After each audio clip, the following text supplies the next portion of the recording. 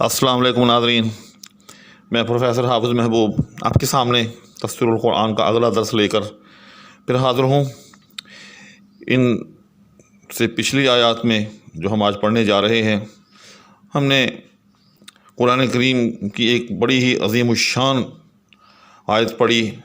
ایک عظیم الشان پیشن گوئی کہ اللہ جل شانہ نے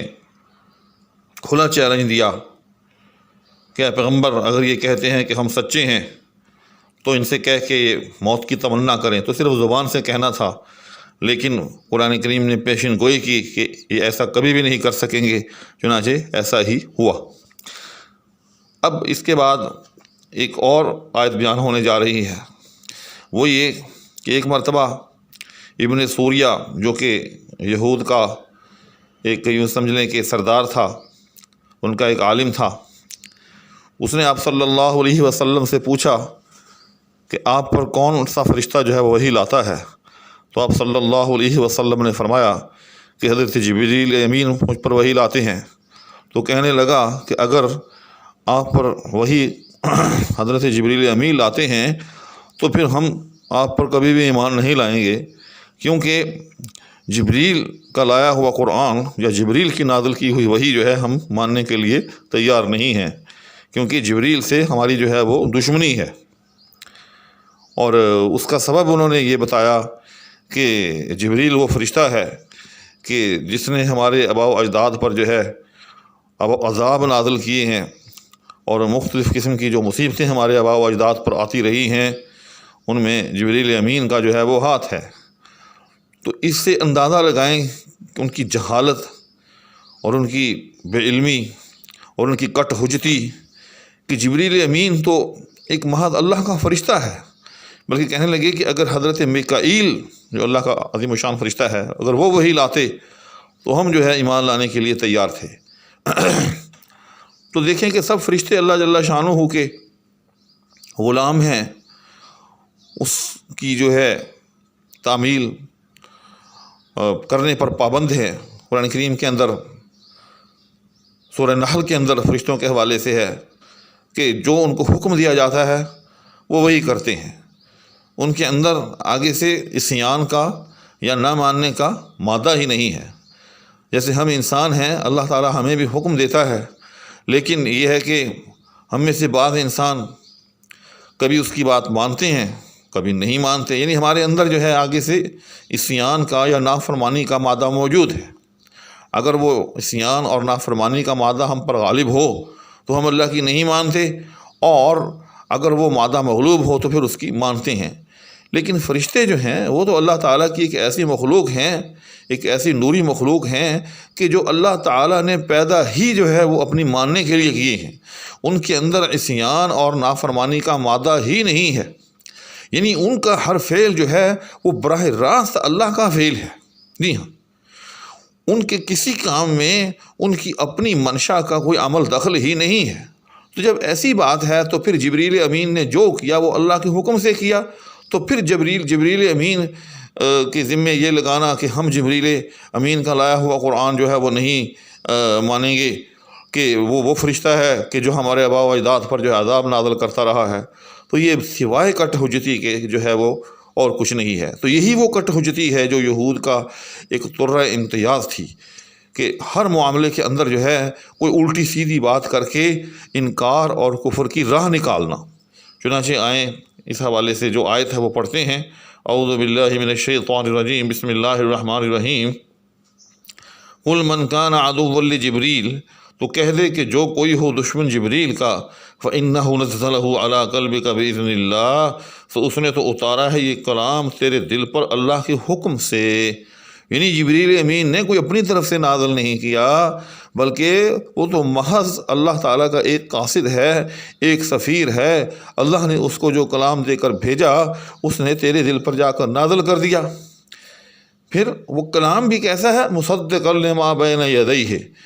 کہ سچا بتانے والا ہے اس کلام کو جو اس کے پہلے ہے، یعنی تورات اور انجیل کی جو ہے وہ تصدیق کرنے والا ہے۔ یعنی وہ کلام کوئی ایسا نہیں ہے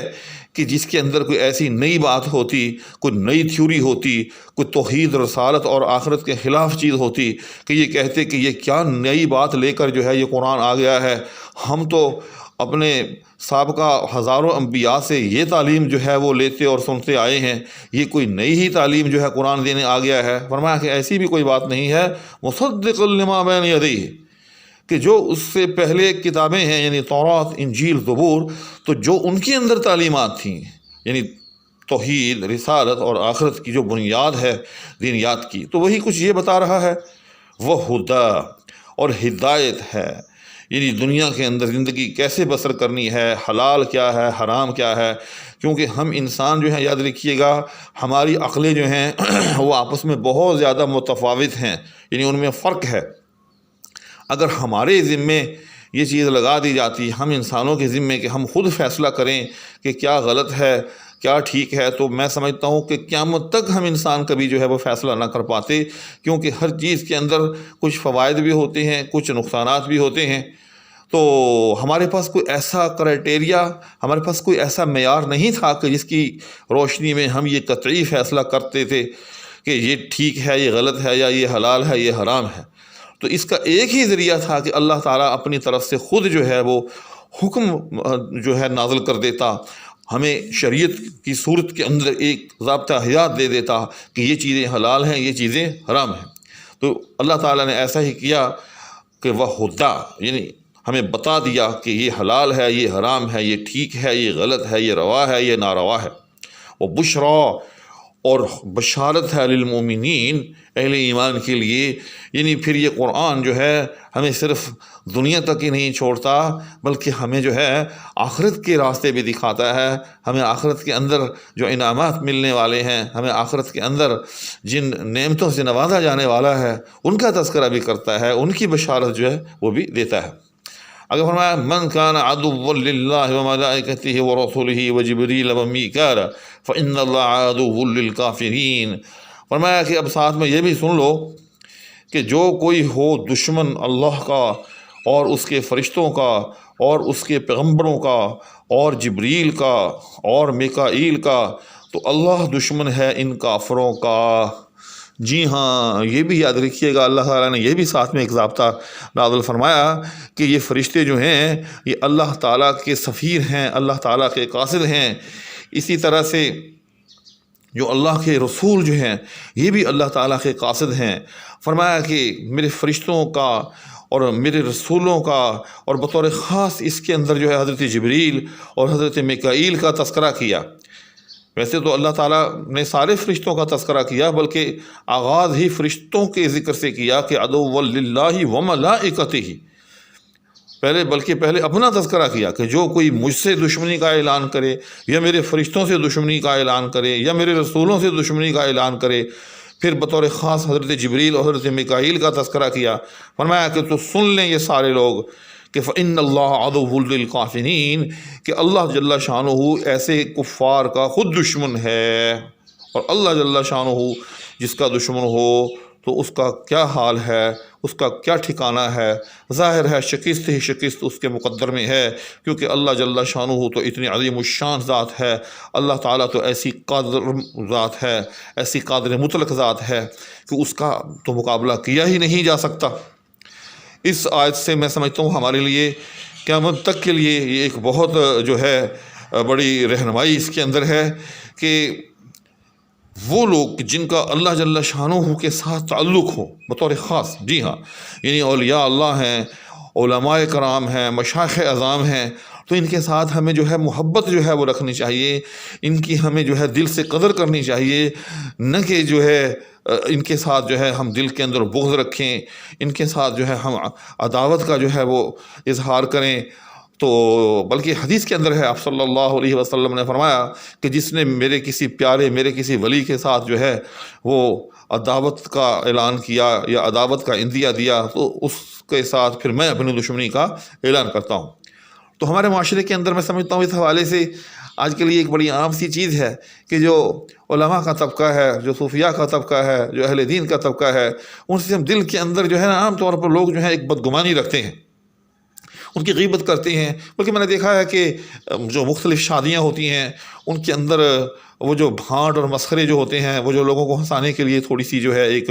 یوں سمجھ لیں کہ تفریح کا سامان مہیا کرتے ہیں، اس کے اندر بھی جو ہے مولویوں کے اور اسی طرح سے مولویوں سے متعلق مختلف جو لطائف ہیں وہ بیان جو ہے وہ کیے جاتے ہیں لوگوں کو، یعنی کہ مولویوں کے الٹے سیدھے لطائف جو ہے سنا کر ہنسایا جاتا ہے،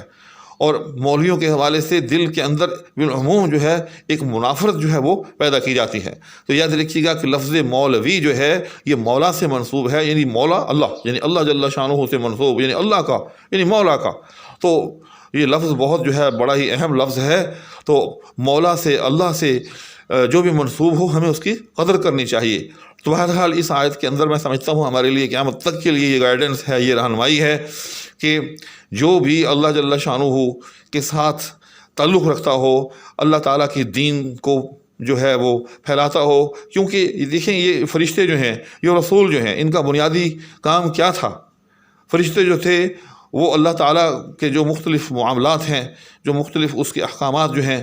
ان کو جو ہے وہ پورا کرتے تھے۔ وہ رسول جو ہیں وہ اللہ تعالیٰ کی وحی لاتے تھے اور دنیا کے اندر جو ہے وہ ہدایت تقسیم کرتے تھے۔ تو آج کل جو علماء ہیں ظاہر ہے ان کا بھی یہی وظیفہ ہے، قیامت تک کے لیے پیغمبر تو کسی نے آنا نہیں، پیغمبر تو قیامت تک کے لیے اب کوئی مبعوث ہوگا نہیں، تو اب یہ علماء کرام کا ہی وظیفہ ہے کہ وہ علماء جو ہیں وہ یہ کام کرتے ہیں۔ تو اس لیے جس طرح سے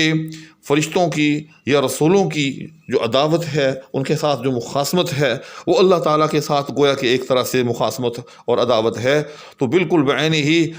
اس وقت جو اللہ والے ہیں ان کے ساتھ جو کسی قسم کا بغض، کسی قسم کا بیر، کسی قسم کی مخاصمت، کسی قسم کی منافرت، کسی قسم کی عداوت کا عندیہ دینا، اعلان کرنا، اشارہ کرنا، تو یہ بھی ایک طرح سے اللہ تعالیٰ کا بیر مول لینے کے مترادف ہے۔ اللہ تعالیٰ ہم سب کو جو ہے ہدایت کا راستہ دکھائے۔ اسی کے ساتھ میں آپ سے اجازت چاہوں گا۔ اللہ حافظ۔